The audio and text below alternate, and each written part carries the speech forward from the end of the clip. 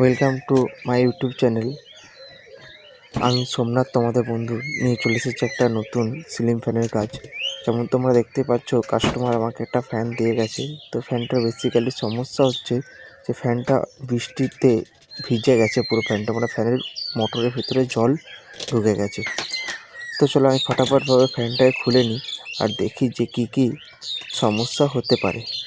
এরকম repairing related video তোমরা আমার চ্যানেলে পেয়ে যাবে। তো আমার ভিডিওটি ভালো লেগে থাকলে আমার চ্যানেলটিকে সাবস্ক্রাইব করে নিও। যেমন দেখতে পাচ্ছ, আমি লিডগুলোকে আলাদা করে নিয়েছি। এরপর আমি এটাকে সিরিজ ল্যামে ফটাফট করে টেস্ট করে নেবো, দেখবো কোথাও কোনো সমস্যা রয়েছে কি না। যেমন দেখতে পাচ্ছ, সিরিজ ল্যামে টেস্ট করে নিয়েছি, কয়েলে কোনো সমস্যা হয়নি। কয়েল কীভাবে চেক করতে হয় এর ভিডিও আমি আমার ইউটিউব চ্যানেলে দিয়ে রেখেছি, তোমরা চাইলে সেটি যেয়ে দেখে নিতে পারো। তো চলো তাড়াতাড়ি করে এই বডির নাটগুলো আমরা খুলে নিই। খুলে পরে দেখি ফ্যানটার কি সমস্যা হয়েছে। ফ্যানটা বেসিক্যালি হাত দিয়ে ঘোরালে পরে একটু জাম ছিল। কাস্টমার এটা বলছিল যে এটা ডেকোরেটারের ফ্যান, তো ফ্যানটার কি ড্যাকের মধ্যে ছিল, যে হান্ডা ড্যাক হয়েছিল ডেজকি। তো ডেজকির মধ্যে ফ্যানটা ছিল, তো পুরো ফ্যান যখন বৃষ্টি পড়েছে তো ডেজকিটা জলে ভর্তি হয়ে গেছিলো, আর ফ্যানগুলো সব তোমার জলের নিচে একদম পুরো ভিজে গেছিলো, ফ্যানের ভিতর থেকে জল বেরোচ্ছিলো, এরকম অবস্থা হয়ে গেছিলো। কারণ তোমরা দেখতে পাচ্ছ আমি ঢাকনাটা খুলে নিয়েছি। নিচের ঢাকনাটা ভালো করে দেখো, এটার মধ্যে র্যাশ পড়ে গেছে। আর কয়েলটাতেও দেখো সেরকম কিছু সমস্যা নেই, কিন্তু কোরটাতে দেখো তোমার পুরো মরচে পড়ে গেছে। আর রোটারটাতেও দেখো সেম মরচে পড়ে গেছে। তো এটা আমরা একটা এমআরই পেপার বা সিরিজ পেপার যেগুলোকে বলা হয়, সিরিজ পেপার নিয়ে নিয়েছি, যেটা 100, যেটা কাঠে ঘষা সিরিজ পেপার, ওই সিরিজ পেপার আমরা নিয়ে নিয়েছি। এটাতে মোটেও কিন্তু আমরা লোহাতে ঘষা সিরিজ পেপার ব্যবহার করব না, তাহলে আমাদের রোটারটাতে দাগ বসে যাবে। আমরা খুব সুন্দরভাবে এটাকে আমাদের ঘষে ঘষে পরিষ্কার করে নেব।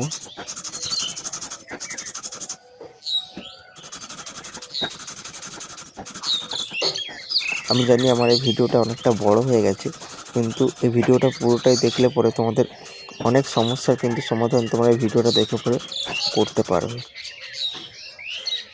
যেমন দেখতেই পাচ্ছ আমি পরিষ্কার করে নিয়েছি, এরপর একটা কাপড় দিয়ে মুছে নিচ্ছি। দেখো আমাদের যে মরচেটা পড়েছিল সেটা কিন্তু উঠে গেছে আর চকচকে হয়ে গেছে রোটারটা।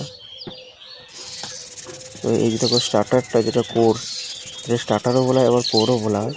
তো দেখো এটা তো মরচে পড়ে গেছে। তো সিম্পলি এটাকে আমরা সেমভাবে সিরিজ পেপার দিয়ে খুব সাবধান সহকারে এটা আমরা ঘষবো। ঘষতে ঘষতে যেন কয়েলের মধ্যে ঘষা না যায়। কয়েলের মধ্যে ঘষা গেলে পরে কয়েলের ইনসুলেটার রিমুভ হয়ে যাবে, আর ইনসুলেটার রিমুভ হয়ে গেলে পরে কয়েল শর্টের সমস্যা হতে পারে। তাই খুব সাবধান সহকারে এটাকে ঘষবে।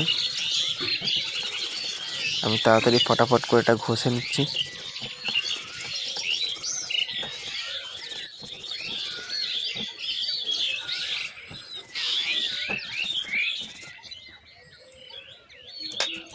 যেমন দেখতে পাচ্ছ আমার ঘষা কমপ্লিট হয়ে গেছে। এরপর আমি কাপড় দিয়ে এটাকে ভালো করে মুছে নিচ্ছি। যেমন তোমরা দেখতে পাচ্ছ এটা খুব সুন্দর পরিষ্কার চকচকে হয়ে গেছে। তো এই সমস্যাগুলো অনেক সময় হয়ে থাকে। এরপরে আমি কি করি যে এরপরে এর বিয়ারিংগুলো আমরা গ্রিস করব। তো যেমন গ্রিস করার জন্য প্রথমে উপরের বিয়ারিংটা আমি এই মুহূর্তে খুলছি। এটা হচ্ছে উপরের বিয়ারিং, এটার সাইজ হচ্ছে 6202, স্ট্যান্ডার্ড সাইজ 6202 উপরেরটা লাগে। তারপর আমি পোলার দিয়ে খুলে নিয়েছি। আর একটা বিয়ারিং থাকে যেটা নিচের ঢাকনাতে, সেটা হচ্ছে যেমন তোমার নিচের ঢাকনাতে যে বিয়ারিংটা থাকে সেটা হচ্ছে 6201, মানে 62001। এটাও স্ট্যান্ডার্ড সাইজই থাকে এখন বর্তমানে। যেমন দেখতে পাচ্ছ ঢাকনাটাতেও কিন্তু আমাদের অনেক র্যাশ পড়ে গেছে। ঢাকনাটা বেসিক্যালি কাস্টিং অ্যালুমিনিয়ামেতে অনেক র্যাশ পড়ে গেছে। তো দেখো আমি বাটির মধ্যে কেরোসিন তেল নিয়ে নিয়েছি, আর একটা ব্রাশ নিয়ে নিয়েছি। সাধারণত আমরা যেগুলো টুথব্রাশ হিসেবে ব্যবহার করে থাকি সেরকম ব্রাশ আমরা নিয়ে নিয়েছি। এরপরে এর মধ্যে এগুলো আমরা বেয়ারিংগুলোকে ভিজিয়ে পরে খুব সুন্দরভাবে ঘষে ঘষে দেখো এটাকে আমরা পরিষ্কার করে নেব।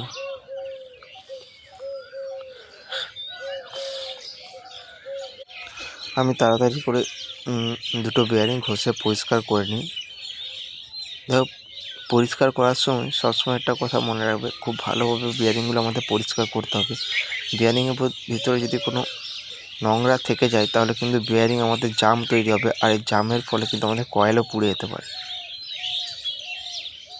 যেমন দেখো আমি বারবার তেলের মধ্যে ভালো করে চুবিয়ে চুবিয়ে আমি এটা পরিষ্কার করছি। যদি কেরোসিন তেল না থাকে তাহলে তোমরা ডিজেল দিয়েও পরিষ্কার করতে পারো। আর খুবই পুরনো বেয়ারিং হলে পরে পেট্রোল দিয়ে ওয়াশ করলে খুব সহজেই এর যে নোংরাটা থাকে সেটা পরিষ্কার হয়ে যায়।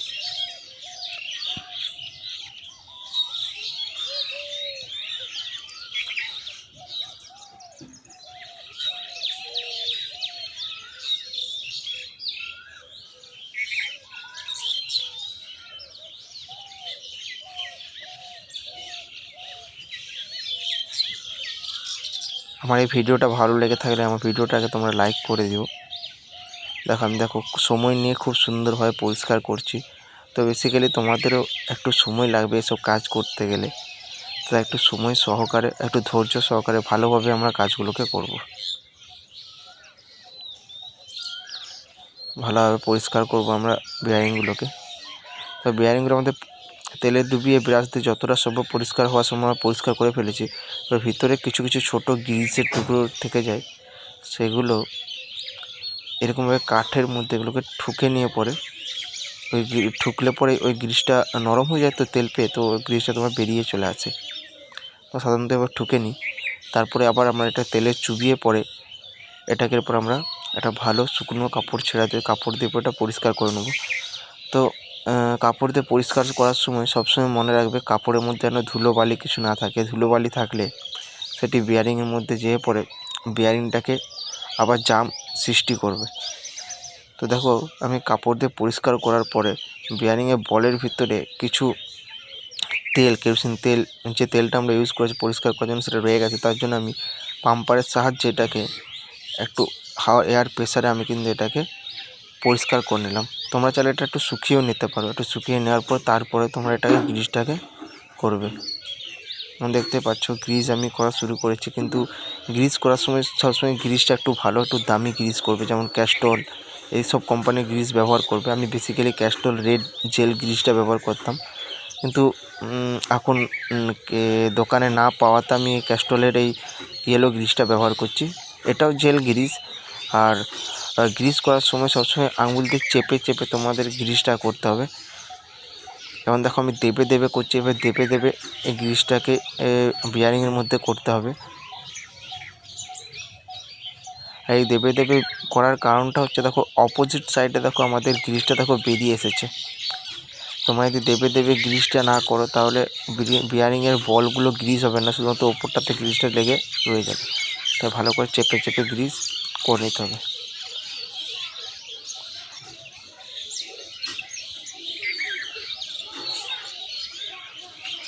দেখো আমি 2 নম্বর বেয়ারিংটা নিয়ে নিয়েছি। এইভাবে আমরা গ্রিসটাকে দেবো আর গ্রিসটাকে এবার চেপে চেপে করব। একটু পুশ করব যাতে গ্রিসটা যাতে পুরোপুরিভাবে ভর্তি হয়ে যায় বেয়ারিংটার মধ্যে।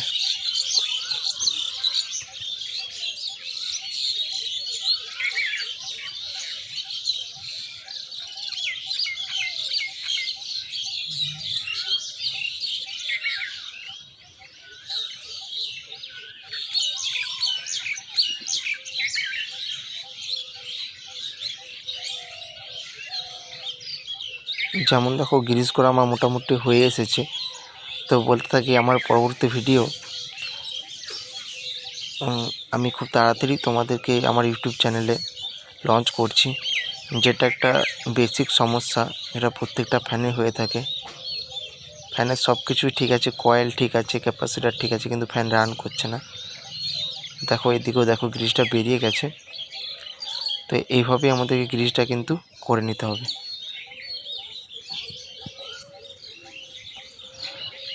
তো যেটা বলছিলাম আমি, তো আমার নতুন একটা ভিডিও খুব তাড়াতাড়ি আমি আমার চ্যানেলে আপলোড করব। তো দেখো তো আমার ভিডিওটা দেখার জন্য তোমরা আমার চ্যানেলটিকে সাবস্ক্রাইব করে নেবে। দেখো বেয়ারিংটা আমরা যখন লাগিয়ে নেবো, তো লাগিয়ে নেওয়ার পরে এরকম একটা হাতুড়ির সাহায্যে, যেটাকে হ্যামর বলা হয়, হ্যামরের সাহায্যে আমরা 4 সাইডে ঠুকে নেবো, এক জায়গাতে না, 4 সাইডে আস্তে আস্তে ঠুকে পরে আমরা বেয়ারিংটিকে বসিয়ে নেবো। ওই দেখো আমি রোটারটাকে বসিয়ে দিচ্ছি। এরপর দেখো সেম এইটা বেয়ারিংয়ের ওয়াশারটা বসিয়ে পরে আমি 6202 এর বেয়ারিংটা বসিয়ে দিচ্ছি। এবার দেখো 4 সাইডে আমি কিন্তু ঠুকছি, আমি কিন্তু এক কোণে ঠুকছি না, 4 সাইডে ঠুকে ঠুকে বেয়ারিংটা আমাদের খুব সুন্দরভাবে লাগিয়ে দিতে হবে। এবার দেখো আমি অ্যাডজাস্টেড প্লেটটা, অ্যাডজাস্টেড স্প্রিংটা লাগিয়ে দিচ্ছি। এটা ভূমিকা খুবই গুরুত্বপূর্ণ, এটা অ্যাডজাস্টমেন্টের কাজে, মানে ফ্যানটা ঢপ হতে দেয় না, ফ্যানটা অ্যাডজাস্ট করে, তাতে অনেক সমস্যা, কিছুটা গলায় আমার সমস্যা হচ্ছে, তাই ভিডিওর ভয়েসটা একটু চেঞ্জ হতে পারে। তো যেমন দেখতে পাচ্ছ আমি ফ্যানটা সেট করে নিয়েছি। ফ্যানটা সেট করার নিয়ম হচ্ছে, ফ্যানটা আমরা খুব সুন্দরভাবে সেটিং করার পর 2 হাত দিয়ে প্রথমে চেপে ধরবো, তারপর আমরা নাটগুলোকে ধীরে ধীরে টাইট করব। মানে একটা নাটকে একবার আমরা টাইট করে দেবো সেরকম কিন্তু না, মানে একটু করে চারদিকে ঘুরিয়ে নাটগুলোকে আমরা টাইট করব। চারদিকে দেখো ঘুরিয়ে আমরা নাটগুলোকে টাইট করছি।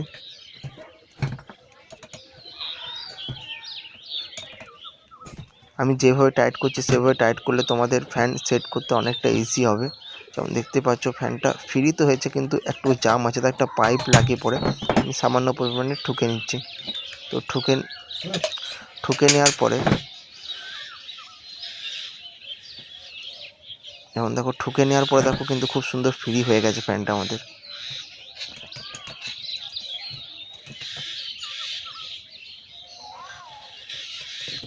এরপরে দেখো ফ্যানটা এখনও অবধি সেভাবে ফ্রি হয়নি কো, এরপরে কিন্তু পুরো ক্লিয়ার ফ্রি হয়ে গেছে। তো সামান্য ঠুকেও নিতে হয় বা সামান্য টেনেও নিতে হয় স্যাপটাকে উপর দিকে। তো এভাবে আমরা ফ্যানটাকে ফ্রি করে নেব। তো ফ্রি সাধারণত হয়েই গেছে। এরপর দেখো আমি ওয়াশারটা লাগিয়ে দিচ্ছি। এই ওয়াশারটা দেওয়ার কারণে যেন ধুলো ডাস্ট যেন ফ্যানের ভিতরে, কয়েলের ভিতরে যেন না যায়, বিয়ারিংয়ের ভিতরে না যায়, সেজন্য দেওয়া থাকে। তো আমি ক্যাপাসিটার ক্ল্যাম্পটাকে লাগিয়ে নিচ্ছি। তো বেসিক্যালি এখানে যে ক্যাপাসিটারটি ব্যবহার হচ্ছে সেটা হচ্ছে 2.50 মেটাল কয়েল, মেটাল কয়েল না, এটা মেটাল অয়েল ক্যাপাসিটার। কয়েল হচ্ছে যেটা প্লাস্টিকের পিভিসি ক্যাপাসিটারটা, এটা অয়েল ক্যাপাসিটার বলা হয়, 2.50 মেটাল অয়েল। তো দেখো আমি কানেকশন করে নিয়েছি। আমি ক্যাপাসিটারের দুটো তার, একটা তার দেখো ইয়েলো তারের সাথে কানেক্ট করেছি, আর একটা তার দেখো ব্লু তারের সাথে কানেক্ট করেছি। ক্যাপাসিটারের যে তারটা ইয়েলো তারের সাথে কানেক্ট করছি সেটা দেখো আমি স্লিপ টু লাগিয়ে সেটা কভার করে দিয়েছি। আর দেখো ক্যাপাসিটারের ব্লু তার দেখো যেটা কানেক্ট করেছি সেটা দেখো আমি কভার করে দিয়েছি স্লিপ টু দিয়ে। আর ইয়েলোর সঙ্গে যে তারটা কানেক্ট করেছি সেটা দেখো আমি ডাইরেক্ট সাপ্লাই লাইনে দিচ্ছি। আর রেড যে কয়েল থেকে তারটা বেরিয়েছে, মানে কমন ওয়্যারটা, সেটাও কিন্তু আমি সাপ্লাই দিচ্ছি। তাড়াতাড়ি আমি ফিটিং করে নিচ্ছি। ফিটিং করার পরে দেখছি কি হচ্ছে। আমার ভিডিওগুলো ভালো লেগে থাকলে তোমার ভিডিওগুলোকে আমার চ্যানেলটিকে সাবস্ক্রাইব করে নেবে, যাতে এরকম ধরনের নতুন ভিডিও তোমাদের কাছে প্রথমে এসে পৌঁছায়। তো যেমন দেখো আমি ফিটিং করে নিয়েছি, আর লাইক আর কমেন্টও করে দিও।